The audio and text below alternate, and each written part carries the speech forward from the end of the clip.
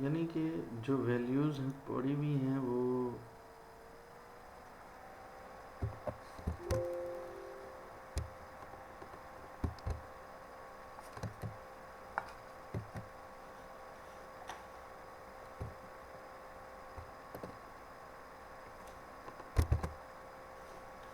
मैं यहाँ पे आपको शो कराने की कोशिश कर रहा हूँ।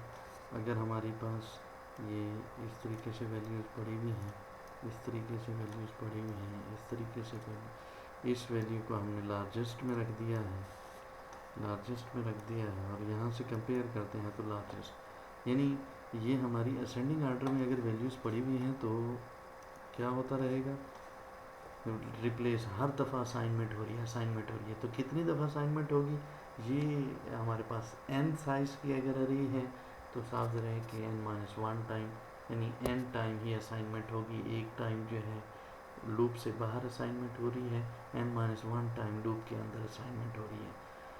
और अगर ये उल्टी तरतीब में पड़ी हुई है, लेट से ऐसे पड़ी हुई है, ये 4 3 2 1, अगर इस तरह पड़ी हुई हैं तो असाइनमेंट एक दफ़ा होगी, बाकी दफ़ा ये कंपेयर तो होगा लेकिन असाइनमेंट लार्जेस्ट को वैल्यूज़ जो है असाइन नहीं होगी। इसी बात को हम देखें, समझ रहे हैं कि फिर इसका ताल्लुक इनपुट क्लासेस से किस तरीके से है। तो आइए देखते हैं यहाँ उसने क्या लिखा हुआ। We can see that if the list is in decreasing order there will only be one assignment done before the loop start. अभी मैंने आपको समझाया, if the list is in increasing order however there will be n assignments, यानी कि N times. तो ये इसकी complexity हमें पता चल रही है कि एन टाइम्स है। और अगर ये डिक्रीजिंग ऑर्डर है तो उसमें सिर्फ वन टाइम है, उसकी कॉम्प्लेक्सिटी वन है। ये तो इसका मतलब ये हुआ कि जब वैल्यूज़ हमारी असेंडिंग ऑर्डर में होगी, मॉडल में तो हमने ये पढ़ा था कि हम इसको चेक नहीं करेंगे, लेकिन हम इसको चेक तो नहीं करेंगे, लेकिन हमें ये पता होना चाहिए कि किस तरीके से ये इफ़ेक्ट करती है बिग ओ से या ओमेगा से एवरेज क्लास, जिन जिन क्लासेस को हम तलाश कर रहे हैं उस पर क्या असर पड़ेगा। तो वो क्लास क्या हो सकती है उसको देखें। मैं आपको एक और एग्जांपल देकर किताब भी समझा रही है। If we use our largest element algorithm with a list of 10, ये 10 भी बहुत ज़्यादा नंबर आ रहा है, 10 distinct number, there are 10 factorial are, 10 factorial का जो जवाब है वो क्या है, 36, ये तो पढ़े भी नहीं जा रहे हैं, 36,28,800, 36,28,800 डिफरेंट तरीक़ों से ये क्या हो जाएंगी, लिस्ट जो है अरेंज हो जाएगी। और अगर अभी हमने देखा है लिस्ट अरेंज अगर असेंडिंग ऑर्डर में है तो एन असाइनमेंट करनी पड़ रही है, डिसेंडिंग ऑर्डर में है तो वन करनी पड़ रही है। और ये अगर मुख्तलिफ तरीक़ों से, असेंडिंग भी नहीं है, एक वैल्यू इधर है दो इधर हैं, तो फिर कितनी करनी पड़ेगी, साफ ज़रा है कि फिर जिस तरीके की अरेंजमेंट होगी उतनी ही असाइनमेंट हमें करनी पड़ेगी। तो इसका क्या मतलब हो, इसका मतलब ये है कि जब हम अपना एल्गोरिदम लिख रहे हों या एनालिसिस कर रहे हों तो हमें इनपुट क्लास का ख्याल रखना है कि ये जो इनपुट आई है वो किस क्लास से है। सिर्फ एक ही क्लास यानी एक ही तरीके की अरेंजमेंट आपके सामने हो, लेट से कि आप सिर्फ सीधे साधे से आदमी हैं, एक ही तरीका असेंडिंग ऑर्डर आपके जहन में है, डिसेंडिंग ऑर्डर का आपको पता ही नहीं है, तो साफ ज़रा के मार्क खा जाएंगे। फिर आप जो एवरेज वैल्यू निकालेंगे वो गलत निकलेगी। क्यों? इसलिए कि आपने दूसरी साइड को सोचा भी नहीं कि उसमें कितनी असाइनमेंट आएंगी। लेट से इंक्रीजिंग ऑर्डर में n असाइनमेंट आ रही हैं, डिक्रीजिंग में 1 आ रही है, एवरेज निकालनी है तो 1 प्लस n ओवर 2 करेंगे तो आपके पास क्या आ जाएगी, n ओवर 2। और अगर आपको उसका आइडिया ही नहीं है क्लासेस कितनी होंगी तो फिर साफ है कि आप एवरेज नहीं निकाल पाएंगे। दूसरा, ये जो फैक्टोरियल का फार्मूला है ये हमने क्यों लगाया है, आगे हमारे पास कुछ फार्मूलाज आ रहे हैं, NCR, NPR। तो यहाँ मैं आपको बता देता हूँ कि ये जो NCR होता है उस वक्त इस्तेमाल करते हैं जब हम ऑर्डर की बात नहीं कर रहे होते, तरतीब की बात नहीं कर रहे होते। यहाँ क्योंकि हमने ऑर्डर की बात की है, तरतीब की बात की है, 1 2 3 4, ये जो नंबर तो वो 4 ही हैं, लेकिन ऑर्डर से फ़र्क पड़ रहा है। लेकिन कम्बिनेशन हम उस वक्त इस्तेमाल करते हैं जब ऑर्डर से फ़र्क ना पड़े। लेट्स से कि आपके पास प्लेयर टीम है, टीम ए, टीम 1 में 3 मेंबर हैं, ए बी सी। आप बी सी ए कहेंगे तो तब भी वही टीम कहलाएगी, अगर ए बी सी कहेंगे तो टीम वही रहेगी, बी सी ए सी बी, यानी टीम वही है, आप सिर्फ उनको नाम तरतीब चेंज कर रहे हैं। तो जब तरतीब चेंज करने से कोई फ़र्क ना पड़े उस वक्त कम्बिनेशन, और अगर तरतीब चेंज करने से फ़र्क पड़ जाए क्लास को, तो वहाँ परमुटेशन इस्तेमाल करते हैं। ये परमुटेशन का मैं आपको फार्मूला लिख के दे रहा हूँ कि वो फार्मूला क्या है। ये देखिए, ये एन पी आर, इस वक्त एन हमारे पास 4 है, 10 की सूरत में 10 होगा, n P r group size है, लेट्स से टोटल तादाद 4 है नंबरों की, आप 3-3 के ग्रुप बना रहे हैं, लेकिन हमने 4-4 के ही बनाए। तो ये क्या फार्मूला होगा, एन फैक्टोरियल यानी ऊपर वाली रकम का फैक्टोरियल डिवाइड ऊपर वाली रकम यानी 4 है वो,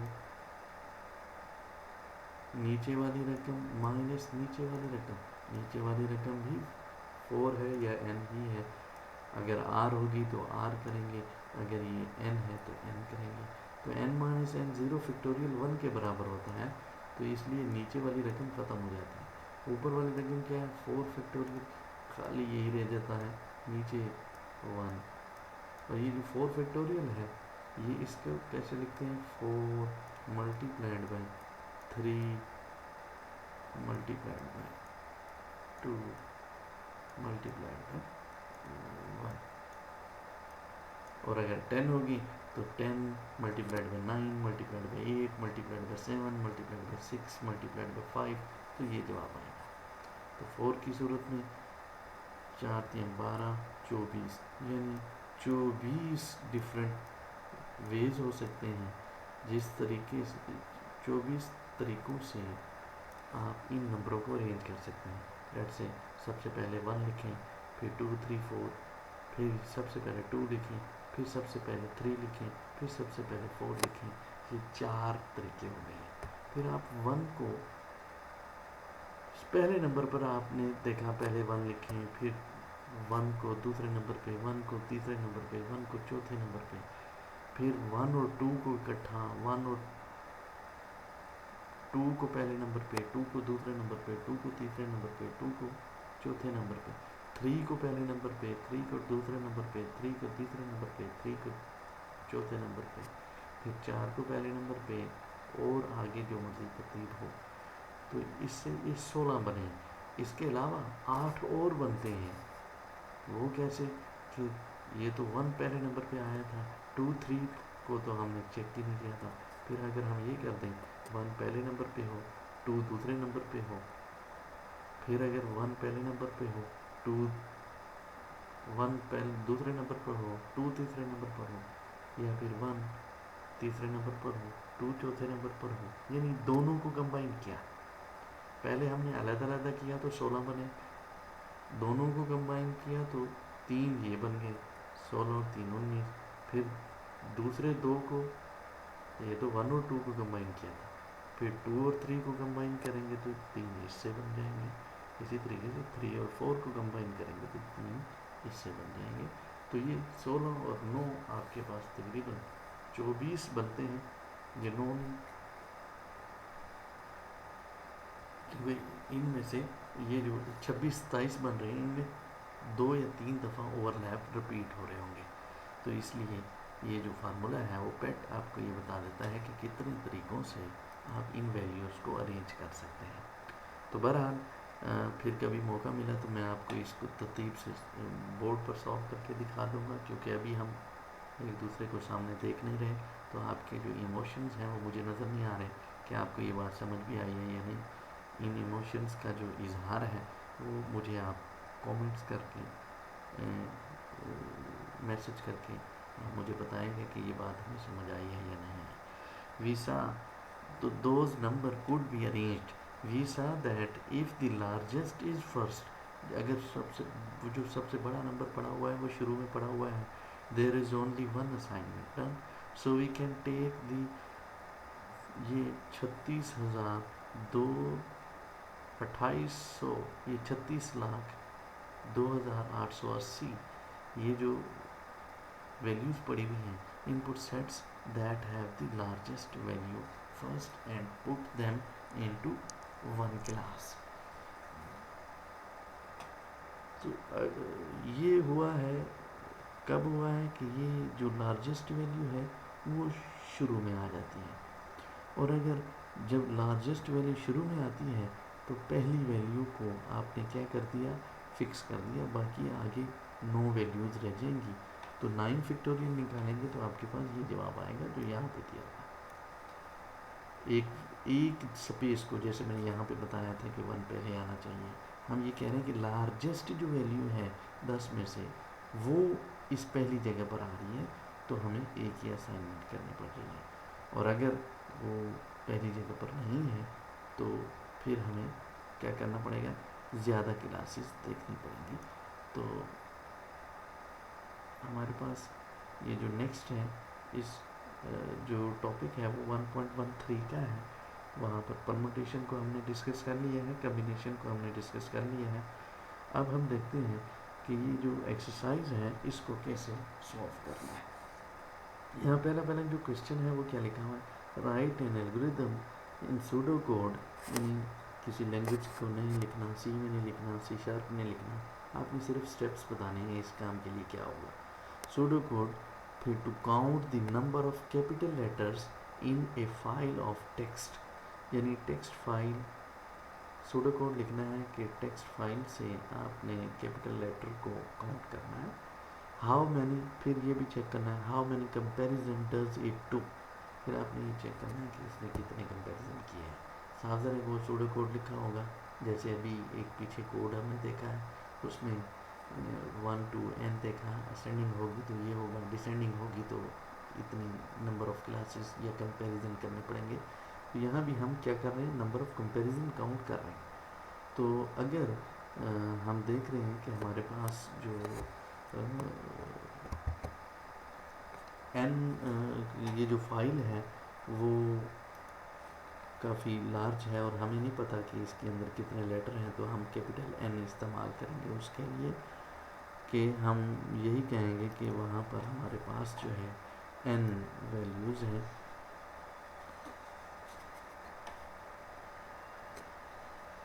यहाँ पे ये बात लिखी हुई है, what is the fewest number of the increment, कम से कम हमें कितने इंक्रीमेंट करने पड़ेंगे, कंपैरिजन कितने करने पड़ेंगे और इंक्रीमेंट कितने करने पड़ेंगे। It might do what is the largest number, सबसे बड़ा नंबर क्या होगा, तो वो सबसे लार्जेस्ट नंबर क्या है, use n for the number of characters in the file when writing your answer, जब आप अपना जवाब दे रहे होंगे तो n की फॉर्म में देंगे, और उसमें आप देखेंगे n वैल्यूज़ हैं तो कंपैरिजन आपको कितने करने पड़े, तो साथ रहे कि n वैल्यूज़ हैं तो आपको n करेक्टर हैं तो n टाइम्स कंपेयर करने पड़ेंगे, आपको वैल्यूज़ को कंपैरिजन करने पड़ेंगे कि ये लेटर कैपिटल है या नहीं है। कैसे पता चलेगा, आपको पता है कि आस्की कोड है, वहाँ पर कैपिटल A का भी एक नंबर है, लेट्स सपोज कि कैपिटल A का जो नंबर है, capital A I think so let's hexadecimal में 41 या 61 है, गूगल करके देख लीजिएगा। इसी तरीके से A का ये हेक्साडेसिमल का है, A का भी कोई नंबर है, वो एक रेंज है। लेट्स से कि मैं कह देता हूँ कि ये जो ये स्मॉल लेटर है वो 42 से लेकर 26 इसमें ऐड कर दें तो ये बनेंगे 68 तक, ये स्मॉल लेटर है। अगर 68 है, हम कंडीशन क्या लगाएंगे, इफ़ करेक्टर जो हमने रीड किया है वो लेस देन 60 है तो इसका मतलब है कि वो स्मॉल लेटर में लिखा हुआ है, एल्स वो क्या है, वो कैपिटल लेटर में लिखा हुआ है। तो ये कंडीशन लगी, जितने करेक्टर होंगे उतनी दफ़ा ये कंपैरिजन होंगे कि ये आया कि whether it is small letter or not. तो इसमें आपने एन की फॉर्मेट बताना है कि एन कंपैरिजन हुए हैं और n+1 इंक्रीमेंट होंगे, एक जगह पे जाके इंक्रीमेंट कंडीशन फॉल्स हो जाएगी। क्यों, इसलिए कि नल स्ट्रिंग जब फाइल पूरी रीड होगी तो आखिर में नल आएगा, नल को भी इंक्रीमेंट होगा, नल को भी कंपैरिजन करेगी तो कंपैरिजन n+1 होगा और जो इंक्रीमेंट है वो n होंगे। There is a set of number stored in a file but we do not know how many it contains, write an algorithm to pseudocode to calculate the average of the number stored in this file। अब एक file के अंदर number है, numerical value पड़ी हुई है, आपने क्या करना है कि उसकी तादाद का पता नहीं है कि वो कितनी है। Right an algorithm to calculate the average of the numbers stored in this file। what type of operations does your algorithm do। अब आप क्या करेंगे, तो इसकी लॉजिक आपने पहले बनानी है। सबसे पहले वो नंबर काउंट करने हैं, कब तक काउंट करने हैं, वाइल की जो कमांड लगाएंगे, वाइल नल नहीं आ जाता, लेकिन वाइल के लिए आप जब तक नल नहीं आता तो एक वेरिएबल ले लें n=1 और क्या करेंगे, हर करेक्टर रीड करने के बाद n++ कर देंगे। जैसे ही नल आएगा तो आप क्या करेंगे, प्रोग्राम ख़त्म नहीं करेंगे, ये रीडिंग करना बंद कर देंगे। तो एक वेरिएबल और भी ले लेंगे, वो टोटल के नाम से होगा, टोटल इज इक्वल टू जो भी नंबर रीड कर रहे हैं वो सूडो कोड में पहली लाइन में लिखेंगे n=1, यानी टोटल नंबर की बात कर रहे हैं वो कितने हैं। पहले आपने n=0 कर दिया, जैसे ही एक नंबर रीड करेंगे तो n+ करेंगे, और जो टोटल है total is equal to total plus new, total is equal to total plus new करने से आपको एंड पे टोटल मिल जाएगा और एन में वैल्यूज आ जाएंगी एंड, और फिर बाहर निकल के लूप से बाहर निकल के टोटल ओवर एन कर दीजिएगा तो एवरेज आ जाएगा। तो इसमें इस कोड में देखेंगे कि आपको कितने इंक्रीमेंट करने पड़े हैं, कौन से ऑपरेशन आपने, कंपैरिजन का ऑपरेशन भी किया, एडिशन का भी किया और साथ ही डिवीजन का ऑपरेशन भी किया है। Right an algorithm without using compound condition expressions that takes in 3 integers and determine if they are different। किताब को देखेंगे उसमें ये वाला कोड भी लिखा हुआ कि 2 या 3 नंबरों को कैसे फाइंड करना है। अगर कंपाउंड नहीं इस्तेमाल करना, आपने एक एक कंडीशन कमांड करनी है। लेट्स से ए बी सी 3 नंबर है तो आपने कैसे पता कराना है कि ए बड़ा है, तो आप ए को बी से कंपेयर करेंगे, जब ए से बी से कंपेयर कर लेंगे तो पता चल जाएगा ना ए इन दोनों में से कौन सा बड़ा है। फिर जो बड़ा है ए के लिए आपने फिर if A is greater than B then A को चेक करना है सी के साथ, अगर सी से भी बड़ा है तो आपने ये बता देना है कि ए इज़ ग्रेटर। अगर नहीं है तो फिर क्या करेंगे, फिर ए का मतलब है कि समान है तो फिर बी बड़ा होगा, बी बड़ा है तो फिर बी को चेक करना है, एस बी कंपेयर करना है बी को सी के साथ, अगर बी सी से बड़ा है तो आपने बी को डिक्लेयर करना है कि ये बड़ा है, अगर नहीं है तो साफ करें कि फिर सी बड़ा होगा। तो ये सूडो कोड आपने लिखने हैं, एग्जैक्ट नहीं लिखने, आपको पता होना चाहिए कि किस तरीके से ये काम करते हैं। इसी तरीके से ये 2 एल्गोरिदम भी हैं, बहुत आसान है, कोई प्रॉब्लम हो तो सूडो कोड बनाना है, कोई आपने इसको चला कर नहीं देखना है, हो सकता है कि आपकी लॉजिक कुछ हो। हम नेक्स्ट चल रहे हैं। नेक्स्ट हमारे पास यहाँ कुछ फार्मूलाज हैं, यहाँ फार्मूला दिया हुआ है एवरेज का, 2 तरीक़ों से दिया हुआ है, एक प्रोबेबिलिटी की फॉर्म में दिया हुआ है और दूसरा जो है, ये जो फार्मूला है ये तो वो फार्मूला है जो आप आमतौर पर जिनको आप जानते हैं। मैं आपको बता देता हूँ ये क्या है। इस समेशन आई का मतलब ये है कि आपके पास जितनी भी वैल्यूज़ हैं आई इज इक्वल टू 1 से लेकर n तक जितनी भी वैल्यूज़ हैं, let's say 2 plus 4 plus 3 plus 7, इसको आई मीन्स वैल्यूज़ हैं, पहली वैल्यू, दूसरी, तीसरी, चौथी। यहाँ आई इज इक्वल टू 1 से लेकर, यहाँ आई इज इक्वल टू 1 से लेकर कितने हैं, ये 4 हैं। तो इनको क्या करना है, जमा करना है। टर्म 1 टी आई, ठीक है। और ये 1/n, इसका मतलब ये है कि जितनी भी वैल्यूज़ हैं उस पर डिवाइड करना। तो ये समेशन x/n, यही वही फार्मूला है। यहाँ पर ये फार्मूला क्यों दिया हुआ है, वो कह रहा है कि जब प्रोबेबिलिटी रे में पड़ी हुई है वैल्यूज़, ये पहली लोकेशन पर है, ये दूसरी लोकेशन पर है, ये तीसरी लोकेशन पर है, वो कहता है कि जब प्रोबेबिलिटी इक्वल होती है, इसकी भी किसी भी लोकेशन पर आने की प्रोबेबिलिटी 1/4 है, इसकी भी 1/4 है, इसकी भी 1/4 है, इसकी भी 1/4 है, तो 1/4 कॉमन लेके इस तरीके से कॉमन लेके बाहर लिख देते हैं। हर किसी के साथ प्रोबेबिलिटी नहीं लिखते।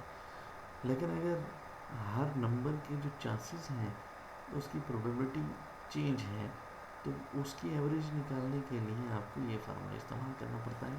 लेट से कि ये आपके पास पहली वैल्यू ये 2 दी हुई है, ये 4 दी हुई है, ये 3 दी हुई है, ये 7 दी हुई है, और यहाँ पे फ्रीक्वेंसी है। फ्रीक्वेंसी का क्या मतलब है, यानी प्रोबेबिलिटी, या ये समझ लें ये प्रोबेबिलिटी ऑफ एक्स। अगर ये प्रोबेबिलिटी ऑफ एक्स है तो इसकी प्रोबेबिलिटी 1/2 लेट से 1/4 है, इसकी 1/3 है, इसकी याद रहे कि सम ऑफ ऑल प्रोबेबिलिटीज 1 के बराबर होती हैं। ये 1/3 है, ये 1/12 है, और ये समथिंग जो कुछ भी, ये सिर्फ एग्जांपल के लिए मैं बता रहा हूँ। जब प्रोबेबिलिटी चेंज होगी तो कॉमन नहीं ले सकते। फिर कैसे निकालते हैं प्रोबेबिलिटी, कि इसको इससे ज़रूर देनी है, यानी यहाँ जो जवाब आ रहा है उसको आपने इससे ज़रूर देनी है। तो ये कैसे लिखा जाएगा, एक्स प्रोबेबिलिटी ऑफ एक्स, इनको आपस में ज़रूर देनी है और फिर टोटल करना है, तो वो प्रोबेबिलिटी होगी। इनको आपस में ज़रूर देनी है, इसको इससे ज़रूर देनी है, इसको इससे ज़रूर देनी है, इसको इससे, तो ये बनेगा 2/4, ये 4/3, ये 3/12, ये जो भी है 4 जो भी इसका बनता है, इन सब को मल्टीप्लाई करके इनका टोटल करेंगे, ये जो जवाब होगा ये एवरेज होगी। तो आसान लफ्ज़ों में आपने कैसे याद रखना है कि अगर किसी नंबर की या किसी वैल्यू की प्रोबेबिलिटी चेंज है तो फिर वो कॉमन नहीं आ सकती, बाहर नहीं आ सकती, उसको ज़रूर दे के अलग से ही जमा करना है। और अगर सेम प्रोबेबिलिटी है तो वो बाहर कॉमन आ जाएगी, तो इस तरह लिखते हैं। तो मेरे ख्याल में ये फ़र्क आपको समझ आ गया होगा प्रोबेबिलिटी का। नेक्स्ट चलते हैं, ये हमारे पास पहले 2 फार्मूले हैं, फिर अब हम क्या कर रहे हैं नेक्स्ट, ये मैं रिमूव कर लूँ, इसके क्या लिखा हुआ है जी। हमारे पास ये तीसरा फार्मूला है 1.3, और ये बहुत ही आसान फार्मूला है। ये लॉग का वो फार्मूला है जो आपने 9th क्लास में पढ़े हुए होंगे, कि आपने वहाँ पर 5 फार्मूले पढ़े होंगे। मैं आज आपको ये बता देता हूँ कि ये क्या है फार्मूला। लॉग बेस, बेस कोई भी हो सकती है, याद रखिएगा कि लॉग बेस 2 हो सकता है, लॉग बेस 3 हो सकता है, लॉग बेस 4 हो सकता है, लॉग बेस 5 हो सकता है, लॉग बेस 8 भी हो सकता है, लॉग बेस 16 भी हो सकता है, कोई भी बेस हो।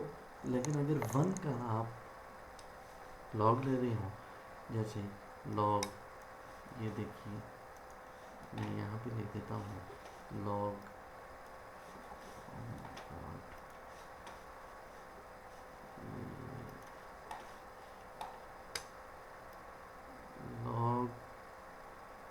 बेस 2 की ले रहे हैं और 1 का ले रहे हैं तो जवाब क्या आएगा आपके पास इस फार्मूले के मुताबिक 0 होगा। इसी तरीके से log 10 वाला भी होता है कैलकुलेटर के अंदर, बेस 10 है 1 का ले रहे हैं, जवाब क्या होगा 0 होगा। log बेस 16 है, जो भी log मर्जी है, लेकिन 1 का log लेंगे जवाब 0 आएगा।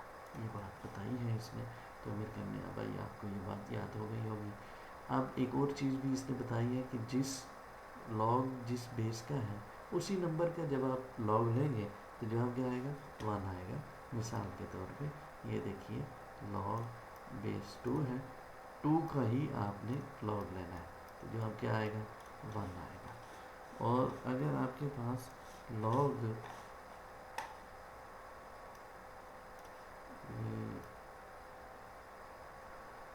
log बेस 3 है, आपने 3 का log लेना है तो जवाब क्या आएगा 1 आएगा।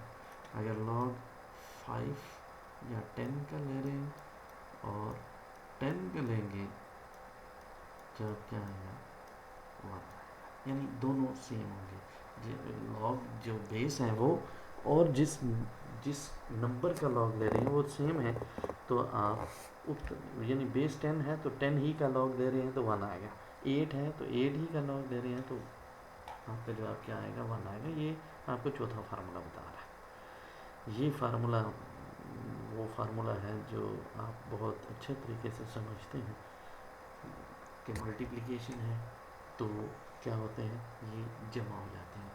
ये याद रखिए कि लॉग हम क्यों इस्तेमाल करते हैं। लॉग हम इसलिए इस्तेमाल करते हैं कि आपने वैल्यूज़ को एक एक बेस है, लेट्स से कि आपके पास ट्री है और ट्री की एक नोड है और इसकी इस नोड से दो ऑप्शंस हैं, हेड है या ये सिक्का आप ले लें, इसकी दो ऑप्शन है हेड और टेल। तो समटाइम ऐसा होता है कि आप कोई क्वेश्चन सॉल्व कर रहे हैं और उस क्वेश्चन के दो ऑप्शन नहीं है बल्कि 3 ऑप्शन है, तो ये 3 बना, तो यहाँ log बेस 3 वाला लगेगा, यहाँ log बेस 2 वाला लगेगा। कोई ऐसा क्वेश्चन है जिसके 5 ब्रांचेस हैं, यानी हर नोड पर 5 ब्रांचेस हैं। यहाँ पर 2 थी, फिर यहाँ से 2 हुई, फिर यहाँ से 2 हुई, तो आपके पास ये क्या हुआ 4 हुआ। तो जब एक थी बेस 2 की पावर 0, क्या जवाब आएगा 1 आएगा, यानी ये वाला आएगा। 2 की पावर 1 है तो क्या जवाब आएगा 2 आएगा, यानी ये वाला, ये 2। लेकिन इस लेवल पर है आप, इस लेवल पर है तो फिर क्या आएगा 2 की पावर 2, आपके पास क्या जवाब आएगा 4 जवाब आएगा। ये बेस 2 की वजह से हो रहा है और ये बेस 5 की वजह से इस पर 1 है, यहाँ पर 5 की पावर 1 5 है और इससे नीचे आएंगे यानी एक यहाँ पर परदादा है उसके 5 बेटे थे, हर बेटे के फिर 5 हैं, यानी हर बेटे के 5 हर बेटे के 5 बेस 5 से इंक्रीज हो रहे हैं। तो आप जिस लेवल पर पहुँचेंगे तीसरे लेवल पर 5 की पावर 0 1 2, सेकेंड लेवल पर कितने बच्चे होंगे उनके 25 होंगे, 5 बच्चे, हर बच्चे के 5 हैं तो फिर 25 होंगे, इन 25 के फिर 5 हैं, अगले लेवल पर क्या होंगे 125 बच्चे हो जाएंगे, हर बच्चे के 5 5, हर बच्चे के 5 5, तो कितने बनेंगे 125। ये log बेस 5 के हिसाब से है, ये log बेस 2 के हिसाब से है, ये log बेस 3 के हिसाब से भी हो सकता है। किस तरीके से इन्होंने बढ़ना है और किस तरीके से इन्होंने कम होना है, ये वो हिसाब है। अब ये देखिए कि ये जो log है एक काम और भी करता है, वो ये कि log वाले ये देखिए, ये मैं बेस 10 का इसलिए समझा रहा हूँ कि आप इसको समझते हैं। बेस 10 इसका अभी जो अब हमने पढ़ा ये क्या आएगा 1 आएगा, 10 की पावर 2, ये जितनी पावर है ये 100 बनता है। इसका जब log लेंगे जो जवाब बेस 10 वाला है, याद रहे कि बेस 10 वाला ये है और 10 की पावर चल रही है, बेस 5 होगा तो 5 की पावर 0 1 जवाब है। इसी तरीके से 0 जवाब है, 5 की पावर 0 0 जवाब है, 10 की पावर 1 1 जवाब है, 10 की पावर 2 2 जवाब है, 10 की पावर 3 3 जवाब होगा, 10 की पावर 4 बेस 10 तो फिर 4 जवाब। यानी जो पावर है जवाब वो आ रहा है, लॉग का जवाब वो आ रहा है। अच्छा, ये तो लॉग 10 का जवाब 1 आया, 10 से पीछे अगर 9 आ गया है तो 1 नहीं होगा, 0.9 है। अगर 8 आ गया है लॉग 8 0.8 होगा, 7 आ गया है तो 0.7। 1 कब होगा? जब 10 पूरे हो जाएंगे तो फिर उसका मानो। अब 1 से लेकर 2 1.99 तक कैसे है? देखिए 10 का जवाब 1 है, 11 का 1.01, 12 का 1.1 1.02 03 04 05 सो इस तरह का है। और जब आपके पास log 50 है, अब 10 की पावर 1 से तो बड़ा है, 10 की पावर 2 100 होता है, तो 100 से ये छोटा है, इसका मतलब है 1 से बड़ा और 100 से छोटा। तो 100 पर जाके 2 होता है तो 100 से कितना पीछे है? ये तकरीबन 50% पीछे है, तो यहाँ पर जो जवाब आएगा 1.50, ये अंदाज़ा है।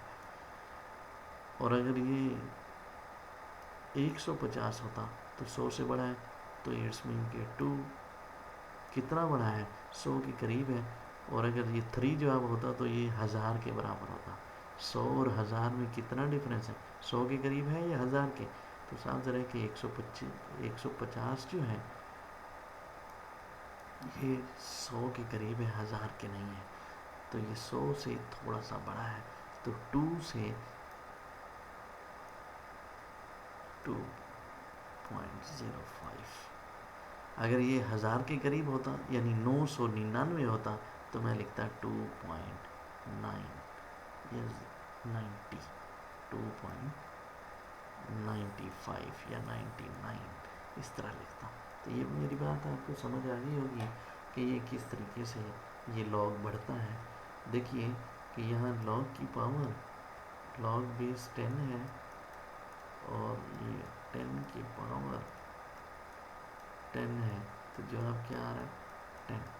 और 10 की पावर 10 जो है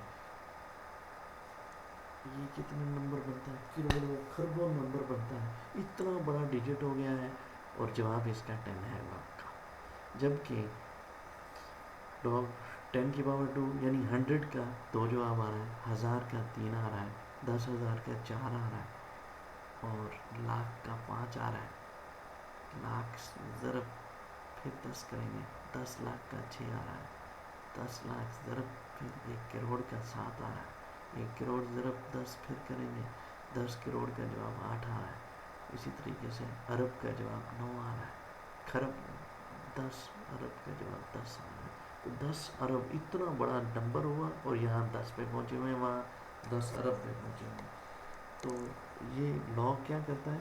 बड़े नंबर को छोटा कर देता है।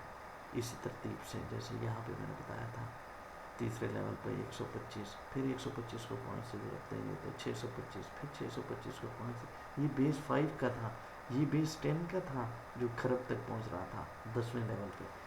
ये 5वें लेवल पे खरब तभी पहुँचेगा, सावधान है कि खरब से पीछे होगा, तो 5 की पावर 10 हिसाब लगाना है। तो जब ये मल्टीप्लिकेशन हो रही है x प्लस, ये यहाँ पे क्या लगता है? प्लस लगता है। मल्टीप्लिकेशन लॉग लें तो प्लस में कन्वर्ट हो जाती है और जो पावर है ये लॉग लें तो वो मल्टीप्लाई में कन्वर्ट हो जाता है। इसको भी समझ लेते हैं ये कैसे है। ये देखिए 5 प्लस 5 हमने अभी कहा, 5 प्लस 5, इसको क्या लिखते हैं? 3 इंटू 5। जब जमा हो रही होती हैं चीज़ें तादाद साइड पर आती हैं, जब चीज़ें जमा हो रही होती हैं तादाद साइड पर आती हैं। यहाँ देखें जब हमने कहा मल्टीप्लिकेशन लॉग लेंगे तो प्लस में कन्वर्ट हो जाती है, तो प्लस में जो तादाद होती है वो साइड पर होती है। और ये देखें ये जो मल्टीप्लिकेशन है इसमें तादाद कहाँ होती है, ये जब ये यूँ बनेगा, इस ये यूँ बनेगा, तादाद किधर जाएगी, तो 5 की पावर 3 यूँ लिखा होगा। जैसे ये लिखा हुआ है x की पावर 5, x 5 है और y 3 है, तो 5 की पावर 3 लिखा हुआ है। मल्टीप्लिकेशन में तो जमा कर दिया था, जब ये पावर है तो ये भी तो मल्टीप्लिकेशन होती है। तो ये देखें ये जो पावर है ये कब आती है, ये मल्टीप्लिकेशन की सूरत में आती है। जब मल्टीप्लिकेशन है और मल्टीप्लिकेशन लॉग लेने से ऐड में कन्वर्ट हो जाता है, ऐड में जो तादाद है वो कहाँ होती है, साइड पर होती है। इसका मतलब है ये जो पावर है ये साइड पर होगी, तो y मल्टीप्लाइड कब ये साइड पर जाएगी, जब लॉग लेंगे तब जाएगी। ये देखें ये सवाल भी बहुत, ये एक्सरसाइज का पहला सवाल इस फार्मूले से होता है। ये क्या लिखा हुआ है कि ये जो बेस है ये बेस b है और ये भी बेस b है। ये जो नंबर है x, ये नंबर है a। एक बेस से जब आप दूसरी बेस में जाना चाहते हैं तो आप ये फार्मूला इस्तेमाल करते हैं। लेट्स से कि आपको कोई कहता है कि log 27 के बेस 27 है और आपने निकालनी है कि इसकी 50 का, ये सवाल है। लेट्स से 50 का लॉग निकालें बेस 27 और कैलकुलेटर में बेस 27 का बटन नहीं है, तो अब कैसे करेंगे, इसको हम क्या करेंगे अपनी मर्ज़ी के बेस में कन्वर्ट कर देंगे। ये देखें ये है आपकी अपनी मर्ज़ी का सवाल, यही है। तो कैसे करेंगे, जो ये x है, ये यहाँ पर x क्या है 50 है, ये क्या है, ये नीचे बेस है, बेस मीन जिसका लॉग लेना है, लॉग लेना है 27 के हिसाब से। तो जो बेस है वो आपने यहाँ लिख देंगे, ये सॉरी ये a है, ये क्या है, ये a है, तो ये बेस है। बेस जो है नीचे लिखी जाती है, यानी ये क्या है 27 नीचे लिखा जाएगा बेस। साफ ज़रा मकान बनता है तो बेस कहाँ होती है, नीचे होती है, तो हमने इसलिए बेस को नीचे लिख दिया है और यहाँ बेस 27 है। जो नंबर है वो ऊपर लिखना है, ये इसके बराबर के बाद, इसके बाद ये बराबर लिख के ये ऊपर कर देना है, ये वाला नंबर नीचे कर देना है। और यहाँ आप जो मर्ज़ी चाहें बेस ले लें, यहाँ बेस 10 वाला ले लें, जो यहाँ 10 लिया है तो यहाँ भी क्या करना पड़ेगा 10 का बेस लेना पड़ेगा। अब कैलकुलेटर से आप इसको कर सकते हैं, 50 लॉग बेस 10 वाला ले लें और log 27 का log बेस 10 वाला ले लें, लेकिन जब जवाब आएगा वो यही होगा, log जो नीचे वाली रकम है वो 27 है, ये बेस बन जाएगी, जो ऊपर वाली रकम है ये 50। यानी आप अपनी मर्ज़ी का log ले सकते हैं, यही बात लिखी हुई है। ये b है, ये b है, यानी बेस जो मर्ज़ी ले लें आप, यहाँ पर 8 7 जो मर्ज़ी ले लें, लेकिन ये जो ऊपर नंबर है, ये जो नीचे है वो यहाँ से लेंगे, ये ऊपर वाला नंबर है ये नीचे है। ये सवाल मैंने यहाँ करके दे दिया है, अब मेरे ख्याल में आपको समझ आ गई होगी। ये फार्मूला नंबर 1.7 है और ये बाकी फार्मूले मैं नेक्स्ट आपको वीडियो में बताऊँगा इंशाल्लाह, इंतज़ार कीजिएगा। Thank you very much. Video बड़ी लंबी हो गई है इसलिए मैं इसको ख़त्म कर रहा हूँ। Thank you.